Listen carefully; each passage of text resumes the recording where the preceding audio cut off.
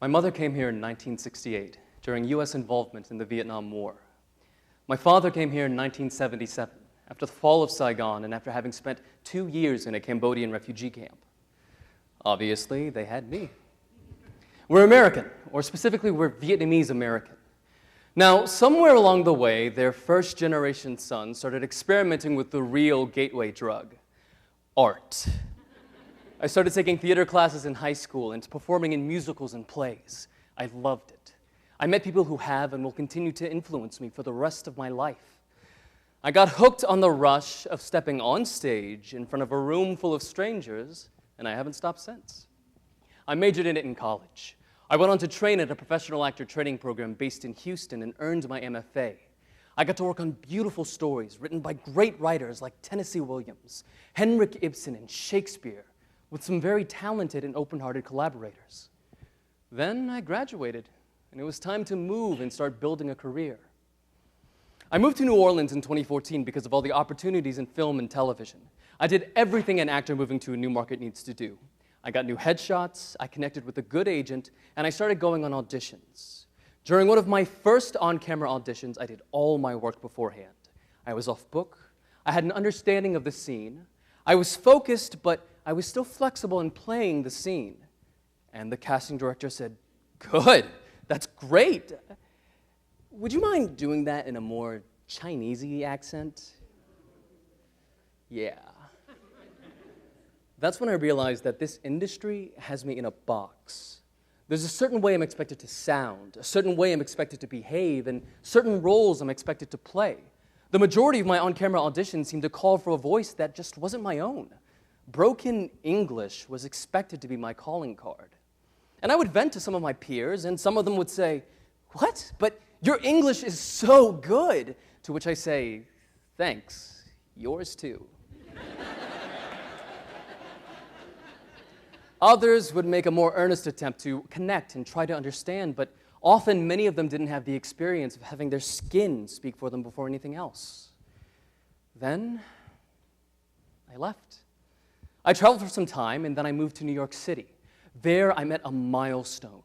Not only did I meet people who understood, I met people who had been through the exact same things I had, if not worse. There was a national call for Asian Americans to share their experiences through the hashtag #MyYellowFaceStory. And from that, we got messages like, "That time on a TV show, a writer said, 'We hired you because you are Asian.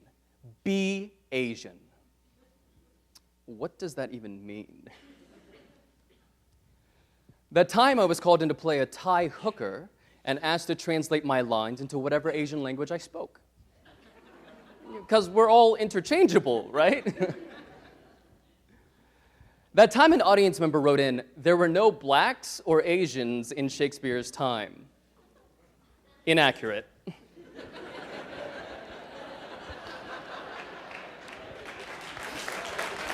Thank you. That time the sound designer for my first play asked, "So what are we going to use? Chinky music?" Yeah. In grad school, I was told that if I was uncomfortable with white actors playing Asian roles, then I shouldn't have written Asian roles. Not only do we have trouble finding roles that we can play, we meet obstacles when we try to create them for ourselves. These messages were shared shortly after the casting announcements for the Ghost in the Shell movie. And for those of you who are unfamiliar, Ghost in the Shell was originally a Japanese anime centered around a character named Mokoto Kusanagi. She's a law enforcement officer in a futuristic Tokyo. In the live-action film adaptation, she is played by Scarlett Johansson in a black bob. Let's look at another movie that made splashes because of its casting. In the original story of Doctor Strange, the Ancient One was born 500 years ago, deep in the Himalayan mountains in an area we now know as Tibet. He devoted his life to studying the mystical arts to defend Earth against black magic. This is one depiction from the comics. In the live-action film, he is played by Tilda Swinton. Tilda Swinton, who seems to be wearing robes inspired by Buddhist monks. It's difficult in this industry because there are few roles written with an Asian setting or Asian characters in mind. The few Asian roles that exist are being played by Caucasian actors, resulting in Hollywood whitewashing. It's the practice of a white actor playing non-white roles. It takes the foundation of our identity, like our culture, our traditions, our origins, and our religion, and treats it like a costume. A step beyond that is yellowface. It's the practice of using makeup and prosthetics to make a non-Asian performer look East Asian. It dehumanizes us, and it feeds this idea that we're outsiders, that we just don't belong. You can see it here in the 1961 movie Breakfast at Tiffany's.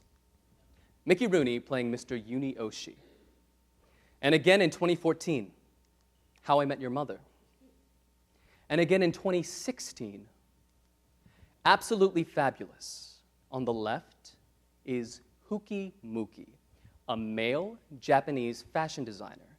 He is played by Janet Touch, a Caucasian actress. So at some point, when there's a deliberate lack of inclusion, it becomes exclusion. The trend in mainstream media seems to be that we don't belong, or that we only belong in very small roles. There seems to be this refusal to view Asian Americans as fully fleshed out humans with our own passions, desires, and lives. We're more than aromantic nerds, ninja assassins, or sexy schoolgirls. But if that's all society's being shown by the media it consumes, it can cross over into our day-to-day lives by our subconscious biases and perceptions. At the University of California, Santa Barbara, Dr. Donna Mastro published a study that said the average American spends more than 5 hours a day in front of a television. That's not including devices like computers or cell phones. 70% of infants spend more than 2 hours a day in front of a TV. It goes on to say that because of this, audience members may not even realize this kind of media exposure affecting their perceptions of reality. And so the media that we're shown can affect society by affecting the way that we view diverse groups. And so the media being produced takes on a whole new importance. So what do? Well, by being here and giving me your time and understanding, that's huge. I think a large part of this is because we don't understand what's been the norm for a very long time. By being aware and calling it out when you see it, it's a huge gesture towards more diverse and equitable representation. Call out whitewashing, call out yellowface, see shows with leads of other ethnic backgrounds, with plots that revolve around their lives and experiences. Experience all the flavor and variety that make our country so unique and diverse.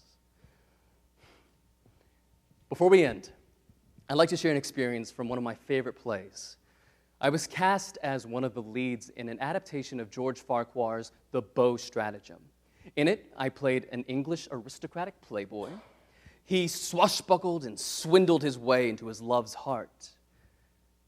Afterwards, a student found me. She stopped me and made a point to look into my eyes and say, "I've never seen anyone who looks like me doing what you're doing. Thank you so much." That's what it's all about, y'all. Thank you. Thank you very much.